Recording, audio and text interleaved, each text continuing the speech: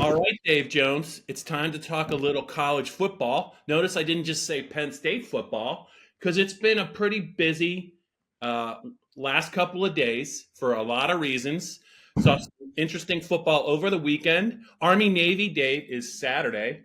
We're not going to talk about the Heisman Trophy. That's going to be awarded this weekend, but Penn State's going to play Ole Miss in the Peach Bowl. Lane Kiffin, round two. There is a round one. It involves Silas Red. I think some Penn State fans will remember that, but not younger Penn State fans. And then there's also the college football, the Final Four for college football. You couldn't please everyone, Dave, and people are not. What'd you think of that? I just think that the team that got left out was going to be pretty ticked off, and I just don't know what to make of this Florida State team. But they're unbeaten. And they have a really, really, really good defense. I did call it to you, didn't I? You did. They are like a supersized Iowa Hawkeyes right now. I guess that's how I put it. They're much more athletic, much more dangerous, but they do play great defense. They just are on their number 2 or 3 quarterback. Their number 2 quarterback played quite well for them last year when he had to, and he would have been the quarterback, not the number 3. I'm not even sure the committee understood that. I mean. Like former secretaries of state on that committee. Who was on that? I don't even know who was on that. Was Dick Cheney? Well, it's a lot of former athletic directors and those types of people, and they are athletic directors. What I was texting to Bob on, I guess it was Friday night, wasn't it? It was either Friday or Saturday. And I was arguing that these people are political animals because these days, athletic directors and commissioners, they're not former football players like they used to be in the old days where they just kick the old football coach upstairs and let him run things. It hasn't been like that for 20 years. Right. And these people are political movers. They're career climbers, and they're absolutely political animals. So my idea, and I think it turned out correct, is that they were going to do the one thing that was that could be rationalized most easily. They took the easy way out, right? I'm sorry? You think they took the easy way out or the hard way out? Well, there was no easy way out, but there was an easier way out. There was Path an easier resistance? Yes, like water flowing downhill. Find the crack. And that's what they did. What else goes downhill? I'm sorry? You know what else goes downhill? Yeah. It's kind of the same thing. No, what are you talking about? That's my septic tank guy. But they found the way they could explain it most easily. And of course, that's what they did. They found a little caveat in their mandate that says that if any coach or player becomes unavailable, that's a factor. Well, of course, the Florida State quarterback was very good, dynamic kid. He got knocked out with a broken leg against some FCS team, and their second stringer had played very well, but then he got knocked out, and the third stringer had to play, and he wasn't any good. Yeah, no Cardale Jones. No, I mean it's a different factor. I'm not sure at all the committee understood that the number 2 guy, who was pretty good and had played a while, was going to be coming back and available. But even if they did understand it, they latched onto that. Yeah, because that was a way. It was a way out. It was a way out that they could rationalize and explain, and that couldn't be argued. It can't be argued, and there are certain people who have embraced that argument, and that's not the bet. That's not going to be Did you see Jeff Saturday? I found myself watching stuff that I never watch. The argument. Saturday, Peyton Manning's old center that was the Colts. He was vehement in his opinion that it should be the 4 best teams. Yeah.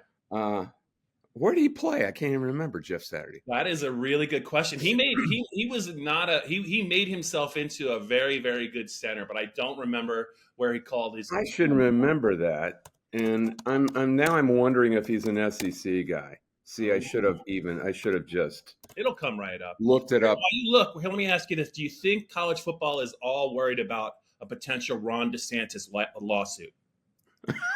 I just saw that this morning. Oh my God, the Saturday played at North Carolina. So, you know, ACC. it could be that everyone's turning on Florida State in the ACC Yeah. because they wanted out. So did Right. Clemson. The Florida State especially has been vehement about, they've been demonstrative about wanting to get out, and they didn't even really hide it to the SEC, who can take them or leave them, which we talked about last week. Did Yeah. we talk about that last week? We might have. They go by so fast. They're a blur. Well, Florida State is, they talk about the teams that are good for expansion, the bean counters, as far as pro rata. That's how they talk about it. And what that means is bang for the buck. Are they worth the bang for the buck? Do they pull in more revenue than the average of teams we have now? Mm-hmm. Florida State is kind of average that way. Mm-hmm. They're a little above average.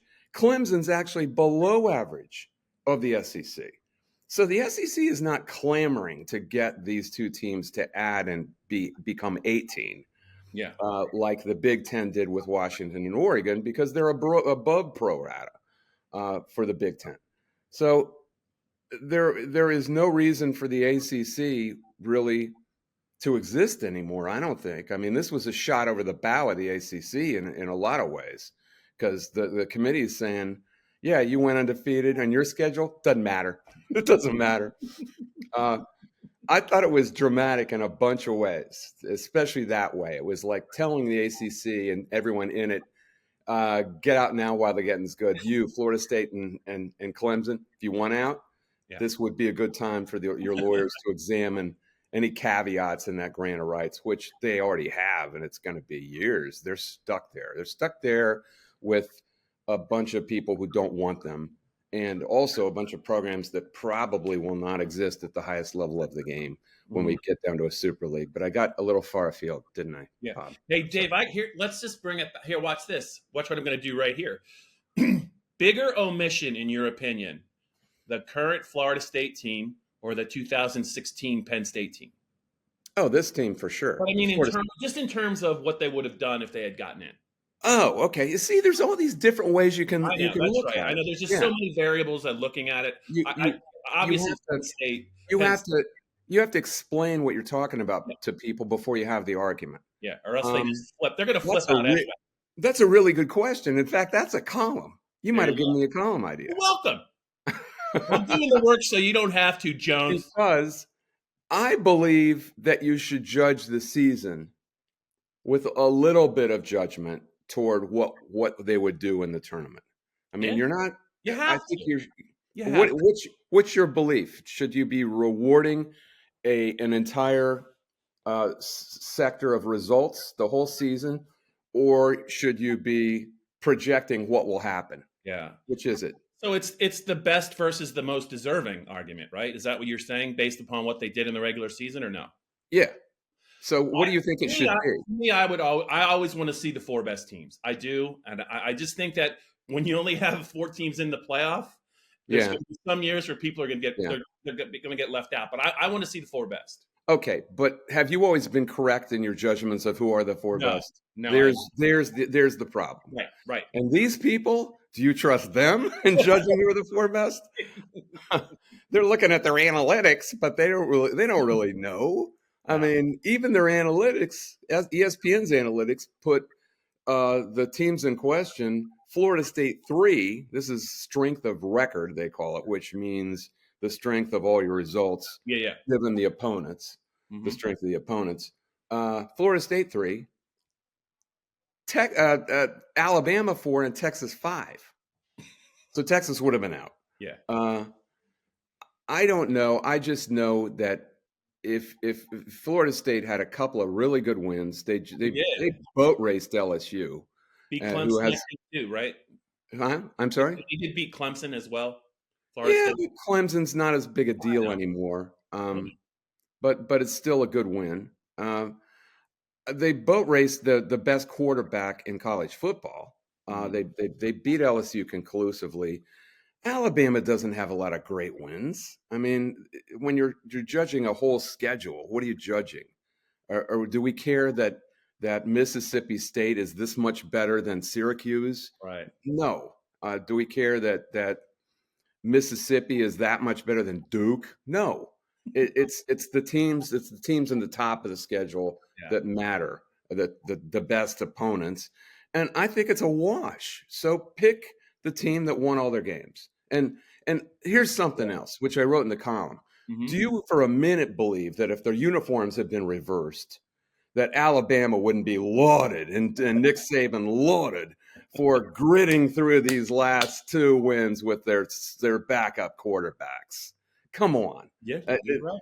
Gritty, gutty wins. That's what the narrative would be. But Right. Florida State, no. So that's how I feel about it. But Penn State would have had a better chance in 2016. I think that's correct. I do. That's the other argument. That's more about how good that team was by the time at the end of the season. Yeah. It really was. They were surging. I don't want to. I mean, they did play a very good USC team in the Rose Bowl, and that was a hell of a game. But I just think that you look. I think the teams that got in that year didn't Ohio State get shut out by Clemson, and then did Alabama beat Washington 31-0. And didn't Alabama handle Washington? Was that the other team? Yep. 2 not really competitive semifinals. I think Penn State makes it more competitive. They're in. Well, the people who talked about it were talking about Ohio State getting in and not Penn State. Yeah, right. But at some point, you have to judge, I think, the 49-10 loss in Ann Arbor. Yes. And but you can almost make a case for anything anymore. You really can. It's just two losses. No one had ever gotten in. Yeah. And I don't know how you rationalize putting this team ahead of that team unless you just say, well, they're better now. Okay, they were better then. Yeah. But they were. And I think Penn State could have made a run in that tournament. I do. Because I don't think that was the year Clemson won the whole thing, right? Yeah, I think it was. The 45-41 game or whatever it was over Alabama. That's right, yeah. Yeah, they're gonna perform in that game. The problem is there are people trying to judge what's going to happen during parts of a season we haven't played yet. I don't know how you accurately do that. Just judge the data you have, judge the whole season. That's what you're supposed to do, and take out the caveat about the injured player. And it shouldn't be. I mean, what happened with the Eagles? They in 2017 they won the Super Bowl with a backup quarterback. Correct. Would anyone have predicted that? I would not have. Right. Yeah. Who knows? Like Mike Kern used to say, "You tell me."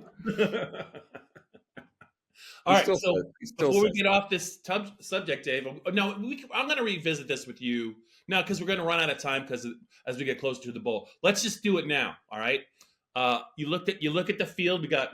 I did it with Johnny. It's Michigan, Alabama, and it's Washington and Texas. I think that Texas game is in the Sugar Bowl, and I think Shark Face is going to the Rose Bowl. Who wins those 2 games? Who do you like to win it all? That's the thing I had wrong with you because I forgot about the seedings when it was arguing about what was going to happen because I did have the 4 teams correct.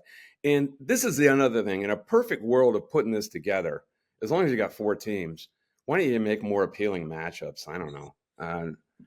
I think these teams are all roughly equal, don't you? For considering what we've had in prior years. I think each team. You can make a case. I don't think there's a powerhouse team, and I think each team has a definite strength, but they're also vulnerable. I think each team is vulnerable. So right. I know this. Nick Saban despises Michigan. He's been bred to despise Michigan. He's a West Virginia guy, but he kind of was raised and cut his teeth in coaching in Ohio. He coached at Penn State too. He's coached under not only as the head coach at Michigan State for 5 seasons from 95 to 99, but also for 4 years under George Perlis from 83 to 87. You breed a hatred for Big Brother. I like a good healthy hate. A good healthy hate for those in those circumstances. He's never the kind of guy who's going to talk about that. No. And then he was with the Browns, which is Cleveland's a huge Ohio State city. Under Belichick for a while. He was at Toledo, Kent State. He's been at all these places where they really hate Michigan, and I can tell you for a fact he hates Michigan. I think that's a little juice for him. I do. At this age of his life, he's got a team that is playing much better at quarterback. The quarterback has played. Have you seen a quarterback that's improved that much during one season recently? Not many. Especially in the spots that he was in the last two games, right? The throw against Auburn, even the effort against Auburn, and then going against Georgia's defense, and really being one of the guys that really shaped the outcome of that game. Yeah, and Milroe's only a sophomore, so he's still learning. He didn't play that much. Big guy too. I didn't realize how big he was till they interviewed him. How big is he?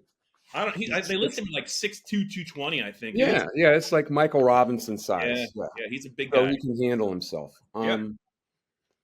I think he's on an upswing where I'm not sure J.J. McCarthy is. I think J.J. McCarthy's kind of plateaued. Yeah. I think the Michigan offensive line is a little beat up and has kind of plateaued. Now, you look at the Ohio State game. You wouldn't necessarily say that, but they didn't freight train Ohio State like they have the prior 2 years. I need to see Michigan win that game at scrimmage because that is their bread and butter.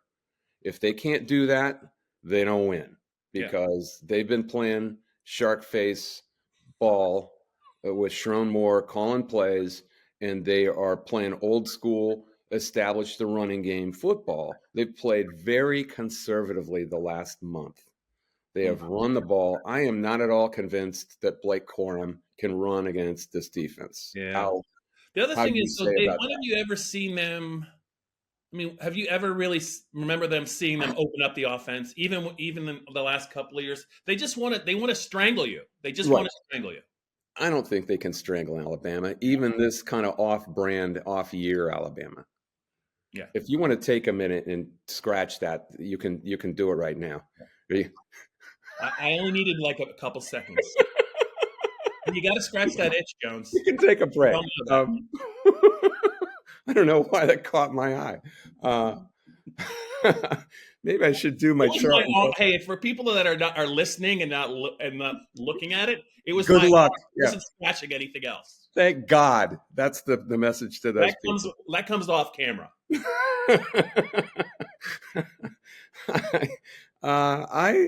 I'm picking Alabama. What's the line on that game? Isn't Michigan favored? It's like 1 or 1.5, and I think it's going to go back and forth. All right, I'm all with Alabama there. What are you?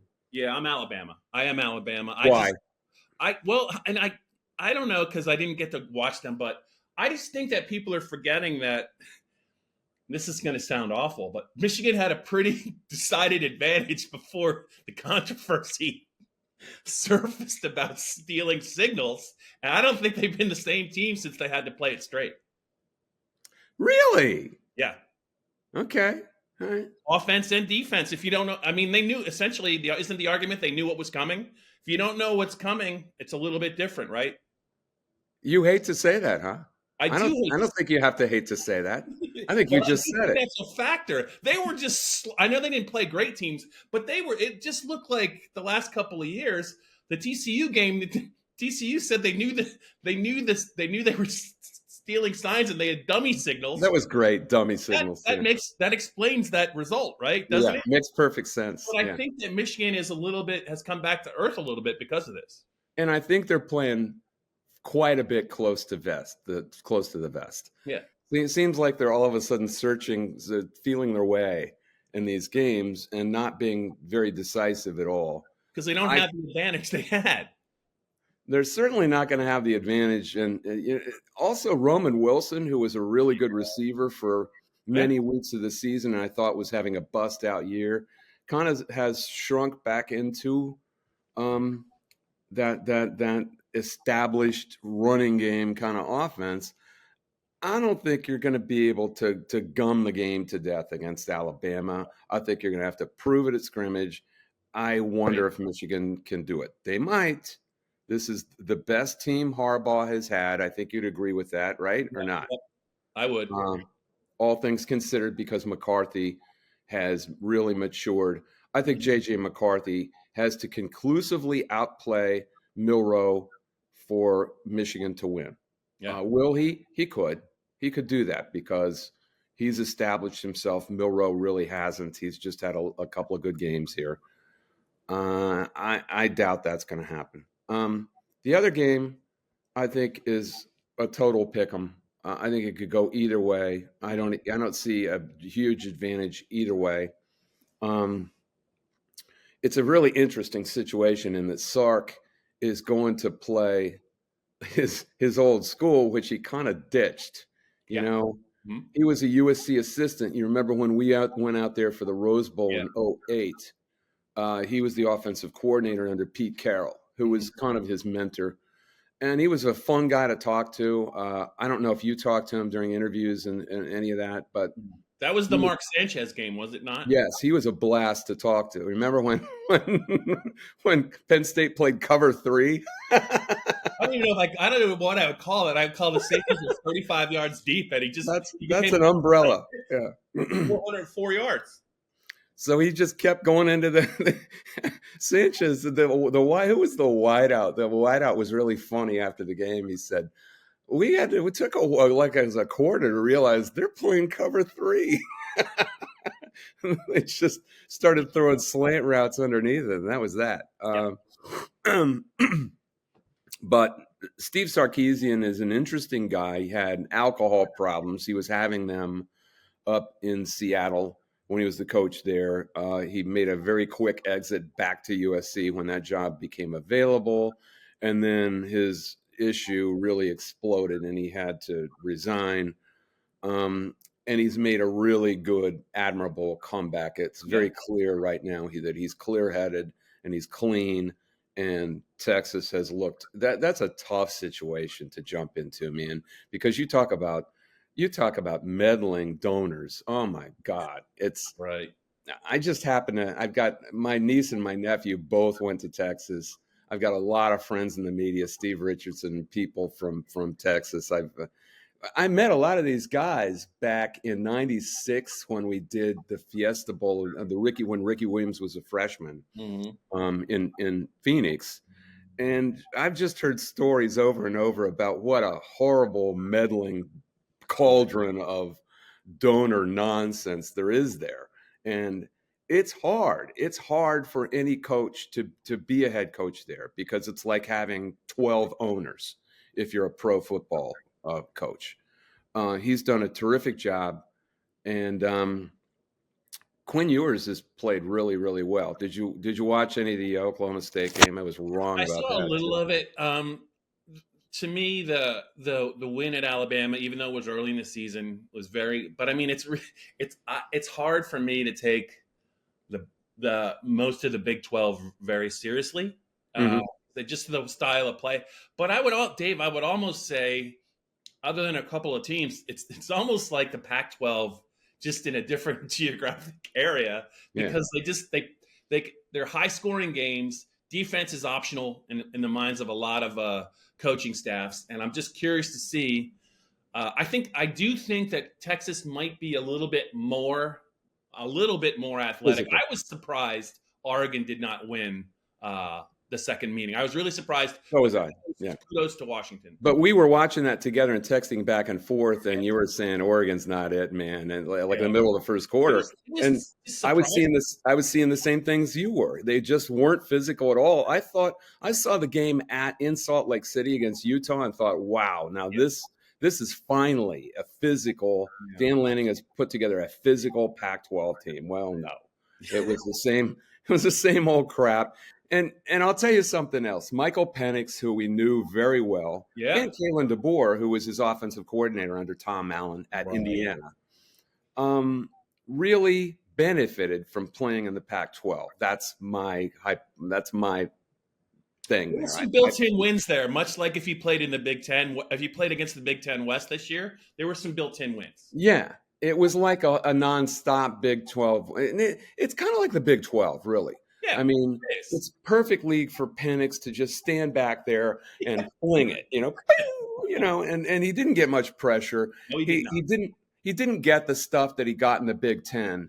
Right. Who crushed him from Penn State? I can never remember. Brandon Smith. Brandon Smith, yeah.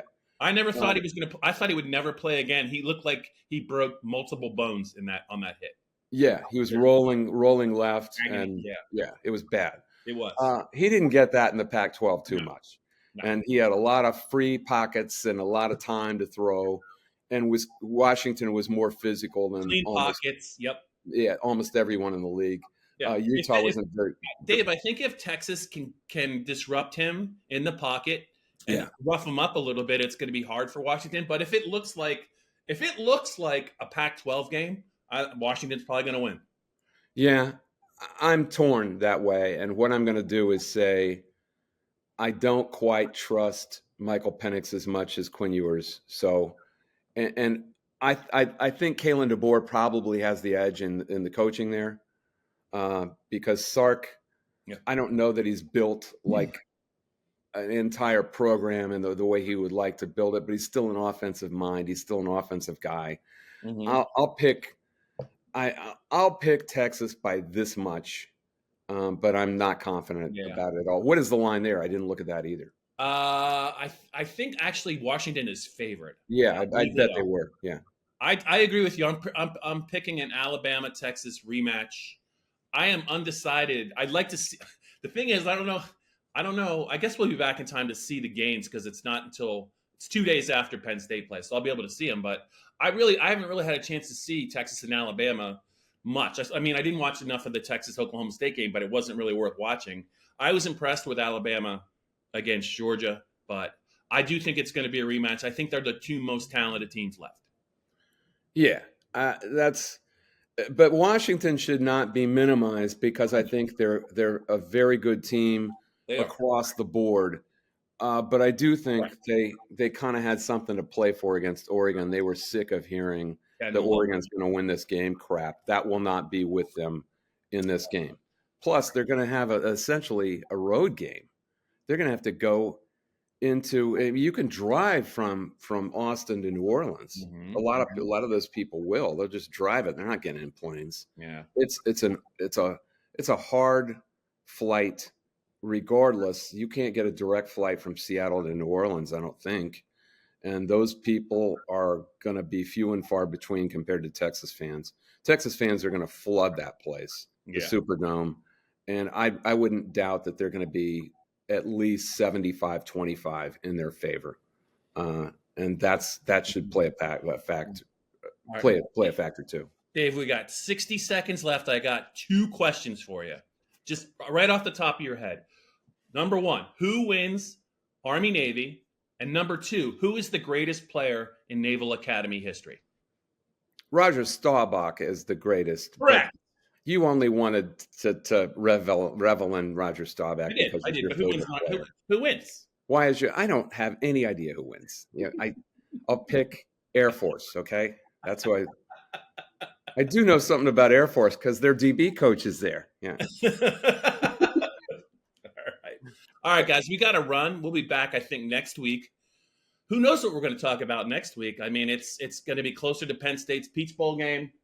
We'll have the Army-Navy result. Well, also, we could talk about the Heisman Trophy conclusion as well because that'll be wrapped up. So plenty to get to here at early December. Dave Jones, as always. I'm going to scratch my other armpit as a sign-off.